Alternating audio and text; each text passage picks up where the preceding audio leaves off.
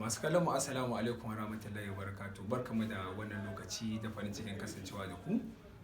A wannan kafa ta mu ta murya Kwankwasiya da muke tattauna da jagororin wannan tafiya ta mu, musamman ma a harkar zaben nan da ya gudana, mukan gayyato wasu daga cikin jagorori na ƙananan hukumomi domin su wayar da kan jama'a, su gaya musu me ake ciki kuma me za su yi su tunkari zaben da yake gaban mu na injiniya Abba Kabiru Yusuf Abba Gida. Sunana Nazir Goran Dutse. Kamar yadda muka rubuta muku cewa za mu kawo muku da hira da tsohon shugaban jam'iyyar PDP na karamar hukumar Ungwaggo, wato Honorable Awwal Idris Isa Coke. Shi ne shigo mana a cikin wannan kafa ta mu ta murya Kwankwasiya. Kuna jin mu da shi a rediyon mu ta online, to a bidiyon mu kun san yana PDP ba ma tare da shi. To yanzu da ya dawo Kwankwasiya muna tare da shi. Wannan rubu ne maka barka da shigowa. Barka kare. Da wannan rubu ga masu kallon mu, an gudanar da zance zaɓe na shugaban ƙasa wanda za ka ga an fito an yi zaɓe, inda ina jin za a iya cewa kai abaka Ungwaggo bayan haɗa ka da Manjibar ba. Ya zaɓen shugaban ƙasa ya kasance a nan ƙaramar hukumar taku ta Manjibar ta Ungwaggo. To a'udhu billahi min shaitanir rajim, bismillahir rahmanir rahim. Masu kallon mu da sauraron mu assalamu alaikum. Zaɓe dai an yi zaɓe cikin hukuncin Allah, mun shiga zaɓe jami'ar NNPP a ƙaramar kuma Ungwaggo da Manjibar, kuma duk masu bibiya yanayin da zaɓe ya kasance. Ɗan takararmu na majalisar tarayya da ɗan takararmu na sanata sun samu ƙwararru mafi rinjaye a wannan ƙaramar hukuma mai albarka. ya zaben ya kasance na fitowar mata da matasa da zaben ya alhamdulillah nasara? Abinda muka dan fuskanta, zaɓe an yi zaɓe, jama'a sun fito, mata sun fito, dan dai abubuwan da ba za a rasa ba, shi yasa firgici a zukatan wasu matan har suka dan koma ba su samu sun yi zaɓe ba bisa ga firgici na abin da yake faruwa a gari, wanda kuma duk kafafen yada labarai suna ta yadawa can a yi can a yi nan. Wannan shine yan matsalar da muka fuskanta, amma duk da haka mun yi kokari mun yi manajin wannan situation din na ganin cewa mun kai ga nasara a waɗannan zaɓuɓɓuka da kan shugaban ƙasa da sanata da ɗan majalisar tarayya a ƙaramar kuma Ungwaggo dusu suka cinye wannan zaɓuɓɓuka a kwatunan mu gaba ɗaya. To wannan na san an ɗauki darasi a zaben da ya gabata na shugaban ƙasa da na gwamna. Yanzu zaben da yake tunkarar mu na wannan kwanakin da bai wuce biyu ko ba za a ce ba, ya kan ɗauki darasi da kuma magance abin da ya faru a wannan zaben da zai tunkaro mu na shekara na takarar gwamna? To alhamdulillah, Alai Nazir, idan baka manta ba, kusan shekara biyu mun yi fira da kai da ke gaya ma Ungwaggo a wannan lokaci zuwa yau ta Kwankwasa ce. Babu wani abin da zai zo na Kwankwasa karamar kuma Ungwaggo ka ga bai samu nasara ba karamar kuma Ungwaggo. Abubuwan da suka faru a wancan zaɓuɓɓuka mun gani, mun ga inda muka yi kuskure, kuma yanzu tun daga ran da aka sanar da zaɓe ran Lahadi Litinin a karamar kuma Ungwaggo, da mu da shugabanni da shi shugaban jam'iyya muka ɗora shirye-shiryen ganin mun toshe inda muka samu matsaloli, domin shi ɗan adam bai yiwu a ce komai kayi shi 100%. To mun samu matsaloli, amma muna ƙoƙarin ganin cewar mun toshe wannan matsaloli domin zaɓe ya sake maimaita kansa. Abinda Ungwaggo ta yi a baya, wanda tun da aka kawo ƙwararren Ungwaggo a 2019, shi kansa mai girma gwamna ya faɗa bai sake kwanciya ba. Wannan ƙwararren ta Ungwaggo ita ta tashe shi har sai da ya samu aka ce inconclusive. To wannan karar muna mai tabbatarwa da al'umma karamar kuma Ungwaggo da jihar Kano cewar wani abu mai kama da wancan sunan abincin da ya faru a zaɓe da ya fice, babu alamarsa, babu hanyarsa. In Allah ya so yadda, karamar kuma Ungwaggo za ta ƙara ba da ƙuri'a fiye da abin da ta bayar a zaben gwamna a 2019. Daga kan gwamna zuwa 'yan majalisar mu, insha Allah za mu fito, za mu ƙara ƙaimi domin ganin mun ninka wancan ƙuri'u da aka yi a baya. Wato kun shiri kenan, kun ƙara ɗaurewa ka taimaka a zuwa ƙarar sama ikon kudu su a wani karamar kuma ta in Allah ya so da a baya ba a samu a karamar kuma Ungwaggo ba, amma wannan karan ina nufin ƙuri'ar da za mu bayar in Allah ya so ya yadda ita ce ma ba za ta ba da kofar yin wannan abin ba a Kano da yadda to Allah. bara an dan mai da kai baya, ka zauna a jam'iyyar PDP a lokacin da jagora sanata Rabi Musa Kwankwaso ya fita ya tafi a jam'iyyar NNPP. Ya mu'amala ka ji daɗin ta a zaman ka a PDP da kuma yanzu da ka dawo NNPP, ya ka ji ka a To yanzu ya kake ji ai ka? zancen ka ce jin daɗin zama a tafiyar siyasa ta ƙasar nan ta jihar Kano ba tare da Madugu ba, ai ba zancen jin daɗi. Mun zauna rigingimu na PDP, yau wannan na jin haushin wannan, gobe wannan na jin haushin wannan, tun daga mazaɓa, wannan ya ce shugaba ne shi, wannan ya ce shi shugaba ne shi, wanda kuma mu mun san mu ne halattattun shugabanni a ƙarƙashin shugabancin ciyaman Wadasa Gagi. A haka muka yi ta tafiya har muka kai ga lokacin da muka ga waɗannan rigingimun ba za su kau ba. To ya za mu zo mu taimaki tafiya na 'yan uwanmu wanda suke kishi da ci gaban ƙasa da jihar Kano da ƙaramar kuma Ungogo. Wannan ita ce abin da ya ba mu dama muka yi kamfen daga PDP muka dawo jam'iyya ta NNPP. Kuma duk mutumin da yake a jihar Kano ya san fitanmu ya sa PDP ta zama zero a jihar Kano. To wannan bara mu leƙa kalmar kuma ka ta unguwa dai sosai. Na san an yi shiri kamar yadda ka faɗa da ɗauri da ake yi. Na san mutane, akwai mutanen da suna nan an ɓata musu, wasu suna nan suna su ba za su yi zaɓe ba, su ba za su yi kaza ba, su ba ya ake yi zuwa zance a matsayinka na tsohon shugaba wanda ka san halin mutane, ka san yadda ake mu'amala, ya ake zuwa kuna zuwa lungu da saƙo rarrasa wa'annan mutanen domin su fito su yi zaɓe domin ganin an kai wato an kwato gurba a nan kuturu?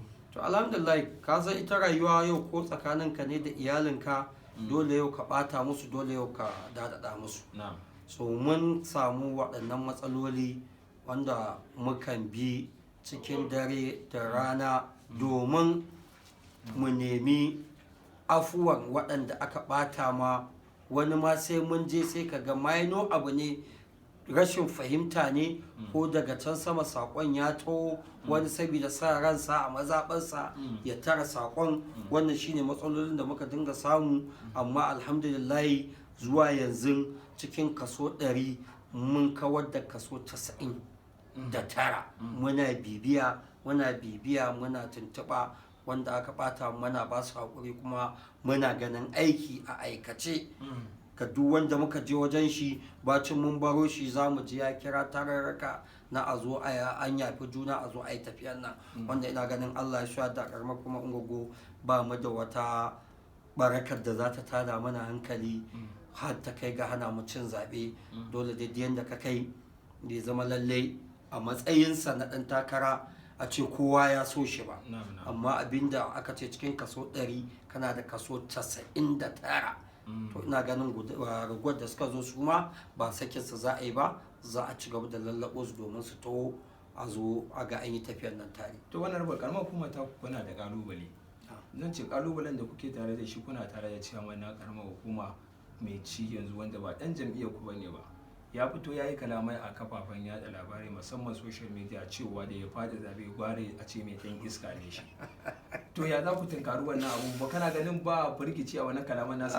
Alhamdulillah Malam Naziru, ka yi wannan bayani. Shugaban karamar kuma Ungogo mai ci ya ce idan da ya faɗi zaɓe gara a ce mai ɗan iska.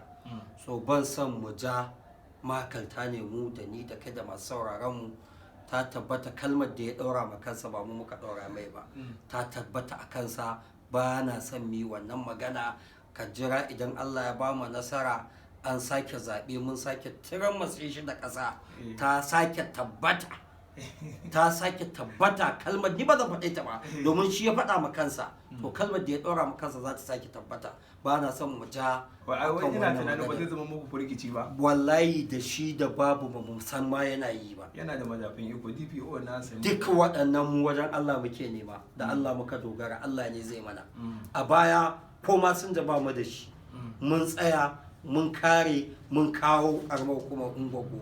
Har yanzu ma wajen Allah muke nema, ba ma tunanin wani dan sanda, ba ma tunanin wani karamar ciyaman din karamar hukuma. Kai karshe dan majalisa ne fa na tarayya mai ci. Yau ina yake? balle wani ciyaman da kowa ya riga ya san kalmar da ya dora ma kansa daman ita ce a kansa.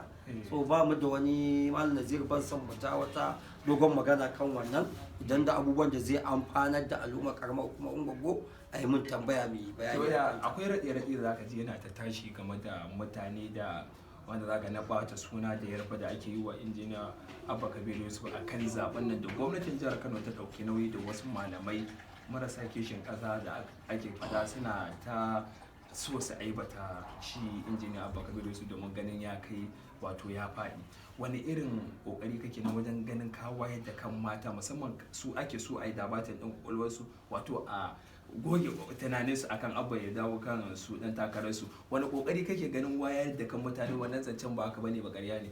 Alhamdulillah, a magana na Abba Kabir Yusuf, gwamna mai jiran gado da yadda Allah, duk wani mutum da zai je ya dawo na kan faɗa baka isa ka tsaida abin da Allah ya riga ya hukunta ba, ko a so ko a ƙi lokaci muke jira. Abba Kabir Yusuf shine zababbe gwamna a jihar Kano da yadda Allah, shi da mataimakinsa Comrade Abdulsalam. Magana da batanci da ake yi, su Kanawa suna ji suna gani, suna bibiya.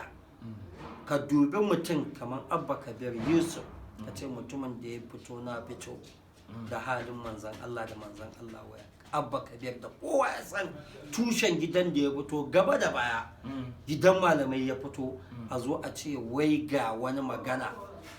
Amma to ni zan ce kawai zance ne daga wajen mutanen banza kuma su za su yi amfani da ita. Amma muna tabbatarwa al'ummar jihar Kano, Abba Kabir Yusuf baya cikin wannan magana. Shi wanda ya waɗannan maganganu ya fito ya ƙaryata kansa, kuma wannan ba abu ne da ya zo sabo ba a Kwankwasiya.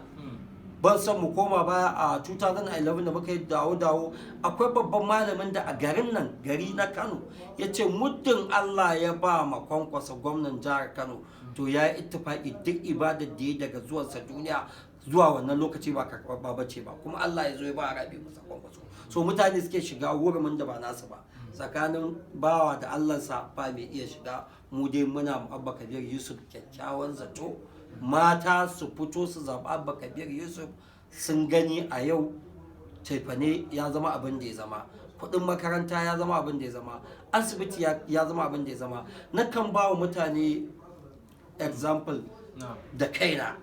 A mulkin injiniya Rabi Musa Kwankwaso na 2011 zuwa 15, wallahi matata haƙura ne da kai ta asibitin kuɗi. Asibitin gwamnati take zuwa na kusa da ni, domin ina da kyakkyawan yaƙini da yarda cewa duk abin da za a je a yi min a asibitin kuɗi a wannan lokaci za a yi min a asibitin gwamnati. Amma daga zarar da abubuwan suka lalace, dole na koma na maida ta asibitin kuɗi take zuwa. So muna da wannan kyakkyawan yaƙini, in Allah ya so yarda Abba Kabir Yusuf zai samu gwamnan jihar Kano. In Allah ya so yarda Abba Kabir Yusuf ba zai ba mu kunya ba a jihar Kano. In Allah ya so yarda duk abin da ya na cancanta da ya kamata na alkhairi da injiniya Rabi Musa Kwankwaso yayi, Abba Kabir Yusuf zai daura a kansu, kuma za mu amfana da yadda Allah. To ban san ƙuri'ar da kake tunanin Ungwaggo za ta ba wa injiniya Abba Kabir Yusuf a gurguje. Kana tunanin kamar za ku ba Abba ƙuri'a nawa? To alhamdulillah, a baya a 19 mun ba da ƙuri'a wajen 57,000 da wasa wannan akai. To ina mai tabbatar maka yanayin yadda matasa suka yadda, suka fahimta, suka kuma yadda da yakinin Abba zai yi. Ina son in tabbatar ma in Allah ya so yadda Ungwaggo ba za mu gaza ƙuri'a 70,000 da wani abu ba da yadda Allah, wadda za ta fito daga karamar hukumar Ungwaggo ta Abba ce. Waɗancan mutanen kuma ba ma maganar su, in Allah ya so ya. Me saƙonka na ƙarshe ga al'umma? Saƙona na ƙarshe ga al'ummar jihar Kano, da mu duƙufa da addu'a, mu tsaya mu yi ta addu'a, Allah Ubangiji ya kwato mu daga cikin wannan hannun waɗannan 'yan tsari. Allah Ubangiji ya tabbatar da Abba Kabir Yusuf a matsayin gwamnan jihar Kano ranar 11 ga watan nan da muke ciki da za a kaɗa ƙuri'a. Sannan ina kira ga 'yan ƙaramar kuma Ungwaggo a fito, maza da mata da yara da matasa, a zaɓi Aminu Sa'adu Ungwaggo. Yayi mun gani babu garin dagaci da za ka je a yau duk da matsa da wancan gwamnati na mai malolo ta yi mishi, babu inda za ka je daidai gwargwado ba za ka ga aikin Aminu Sa'adu Ungwaggo ba za ka ga abin da Aminu Sa'adu Ungwaggo ya yi ba. Kamar waɗanda suke surutu bai yi ba ba lokaci ne na mu mai da martani ba, lokaci ne na mu shigo mu daɗa haƙwarƙwatar da mutane a haɗa kai a zo a tafi. Amma lokaci zai yi da za mu kama sunanka, mu kama lokaci mu tura ma da tela wadda kamuwar Aminu Sa'adu, in Allah ya so da a fito a yi Aminu da Alheri, a yi Abba da Alheri, domin mu samu nasara na ci gaban al'ummarmu kamar yadda muka samu nasara na ɗan takarar majalisar mu na tarayya Honorable Sani Adamu Wakili ya ci zabensa. Haka muke son a fito Aminu ya ci zabensa, Abba ya ci zabensa, Sani Hanga ya ci zabensa, domin a ga aiki a ƙasa da yadda Allah. Muna fatan Allah Ubangiji ya ba mu nasara, ya ba mu zaman lafiya da kwanciyar hankali. Allah Ubangiji ya sa a yi zaben nan lafiya, a gama shi lafiya. Assalamu alaikum. To kun je da muka kasance da tsohon shugaban jam'iyyar PDP kuma yanzu yana cikin jam'iyyar mata NPP kuma Jarman Bacira. Kuma Jarma, na manta ba basarake ne, wallahi na manta ban gaya muku ba basarake ne Jarman Bacirawa, kuma an yi bikin naɗi kowa ya gani dai mun rubuta ma mai fasa ɗinsa. A madadinsa da dokacin wanda suka dafa shirin ya zo gare ku na zai goren dutse sunana tare da Nasir Abdullahi tare da cewa assalamu alaikum warahmatullahi.